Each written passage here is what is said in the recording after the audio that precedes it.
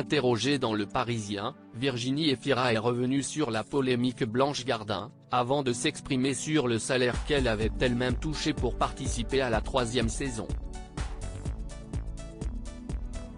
Il y a quelques semaines, Blanche Gardin publiait une lettre au vitriol sur les réseaux sociaux, révélant avoir été contactée pour participer à la prochaine saison de LOL, qui sort, avant de lister les nombreuses raisons pour lesquelles elle avait catégoriquement refusé.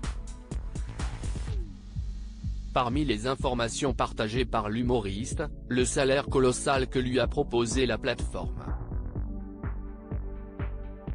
Il se trouve aussi que je serais gêné aux entournures, pour ne pas dire que ça me ferait carrément mal au cul, d'être payé 200 000 € pour une journée de travail même si je perds à votre jeu, quand l'association caritative de mon choix remporterait, elle, 50 000 €, c'est-à-dire 4 fois moins, et encore, seulement si je gagne, avait-elle écrit.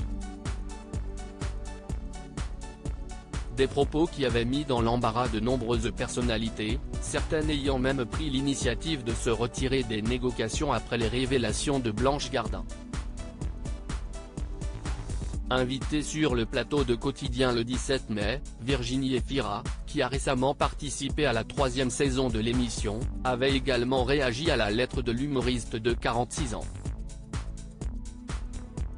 J'ai une admiration pour ceux qui arrivent à accorder leurs valeurs, leurs idéaux, à leur manière de vivre. Ce n'est pas si courant, si est assez rare. Après, je n'aille pas refuser le salaire, mais est-ce que j'en ai fait une utilisation ultra dégueulasse? Peut-être pas, avait-elle déclaré. Virginie Efira cache sur son salaire dans LOL, qui sort. Dans un entretien accordé aux Parisiens et paru ce mardi 23 mai, pour promouvoir le film L'amour et les forêts, Virginie Efira est à nouveau revenue sur la polémique. La comédienne, qui a récemment confirmé sa 2e grossesse, a affirmé qu'elle ne regrettait pas d'avoir participé à l'émission. Le seul truc, c'est que je me suis dit que j'avais été présomptueuse de croire que je pourrais y être à l'aise, a-t-elle expliqué. La compagne de Nils Schneider a également évoqué l'aspect financier de l'émission, en toute transparence.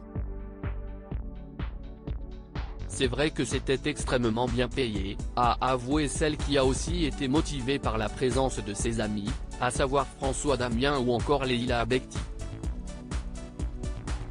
Quand j'ai vu la lettre de Blanche Gardin, je me suis dit, déjà qu'elle est vachement plus drôle, en plus, elle a beaucoup plus de vertus.